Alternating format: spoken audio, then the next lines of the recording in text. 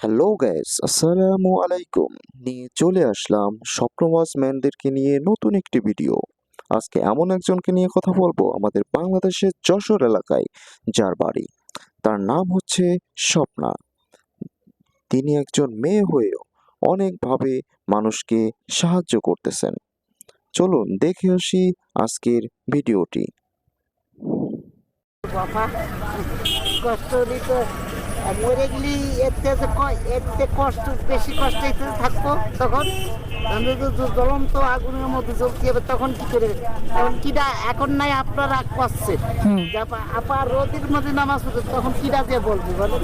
আচ্ছা, আপনি তাহলে নামাজ শেষ করেন, রোদি বসে যাচ্ছে না, এত তাপমাত্রা। আপনি নামাজ পড়েন, আমি দাঁড়াইছি সাইডে।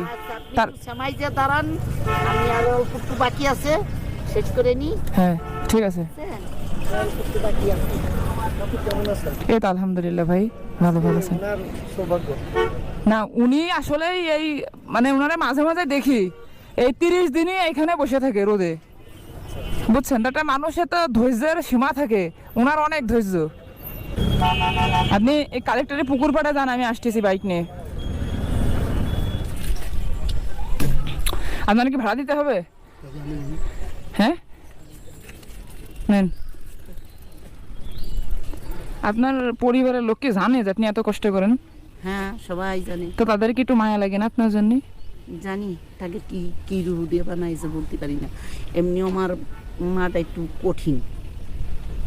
ও সন্তান তার চোখের সামনে মরে গেলি, দু একটা সন্তান মরে গেলি তার কোনো যায় আসে না। আর এমনি বিশেষ করে মেয়েদের পরে তার কোনো মায়া নেই, কিন্তু ছেলেদের পরে ওনার অনেক মায়া। জমি অর্ধেক বেঁচে সে আমার হাতের সময় নিয়ে সে অর্ধেক বেঁচে চলে গেছে। আমার হাতের সময় নিয়ে তাহলে আমি যে মরা গরিব, যে তুই আমার হাতের সইটা নিয়ে তো আমার কিছু দিলি না, চারানাও দিলি না, আর বরঞ্চ তুই নিজে আরো ক্ষতিগ্রস্ত হয়ে আসলি। চা খাবেন? এই ওনাকে একটা চা দেন তো, ধরেন একটা চা দেন, নেন।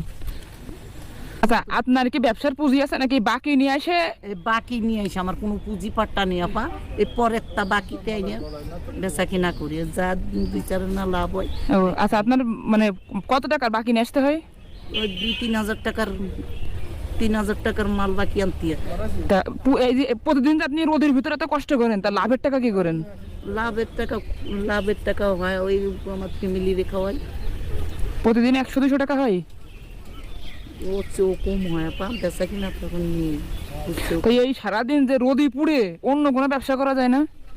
অন্য কোনো ব্যবসা করবো আপা। মানে এই যে টানা রোদ, এত রোদের ভিতরে সারাদিন সকাল কয়টায় আসেন?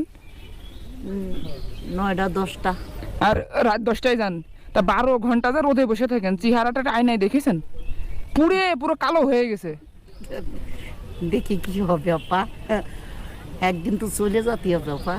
না, সে আমিও চলে যাবো, আমি কি বেঁচে থাকবো? কিন্তু আপনি এই যে কষ্ট করেন, আমি কিন্তু প্রায় আপনারা দেখি যে আপনি এই টানা রোদে এভাবে বসে থাকেন।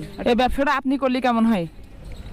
এই পাপোশের ব্যবসাটা যেহেতু পাতলা জিনিস, আপনার হাতে সমস্যা, করবেন? হুম, আপনি নিয়ে আসবেন। আপনি যেহেতু ভ্যান চালাইতে পারেন, তখন আপনি নিয়ে আসবেন। যাই যে জায়গাটা কোন জায়গা? ওই ফুলতলা, লিচুতলা। যেহেতু এটার ওজনও কম। লিচুতলা শিবুরি বাগান জানি।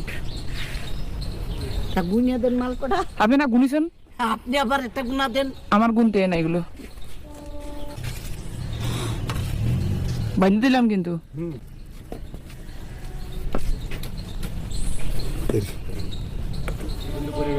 আপনি যে আবার বাড়ি নিয়ে রেখে দেবেন না? তো না না, সত্যি আপনি দিলেন, আমি বেচা কেনা করবো। আপনি রেখে দিলে আমি অনেক কষ্ট পাবো যদি শহরে আবার দেখি যে আপনি আবার ভিক্ষা করতেছেন।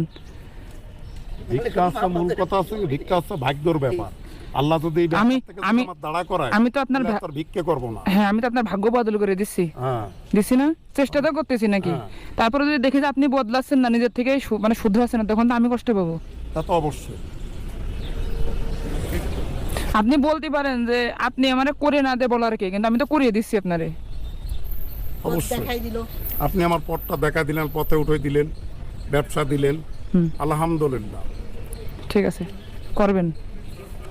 আপনার জন্য শুভকামনা রইল। দোয়া করে যাও আপার জন্য।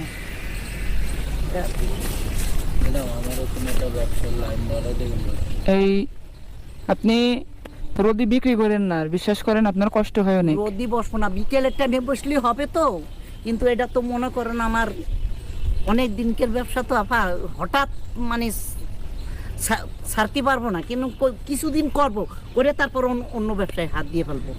আপনি করলে আমার কোনো সমস্যা নেই, কিন্তু আপনার কষ্টের জন্য আমি বলতেছি। আমি রোদি বসবো না, আপনার কাছে কথা দিলাম, আপনি আমার ছোট বোনের মতন, কথা দিলাম আমি রোদি বসবো না। আর বাকি নেবেন না, যা এই যে এই যে পুঁজি তো টাকা হলো। দিয়েছেন না, এই টাকা দিয়ে আমি মাল কিনে নেব, আমি কিনে আমি নিজে চালানে চলবো। আর আল্লাহ আপনাকে আরো তৌফিক দিক, দান করার তৌফিক দিক, আপনার বাপ ফুল ফ্যামিলিরে আল্লাহ ভালো রাখুক, সুস্থ রাখুক। আমি দোয়া করি, নামাজ পড়ি, আমি সবসময় আপনার জন্য দোয়া করব, আপনার জন্য সবসময় দোয়া করব। তাহলে এখন কই যাবেন?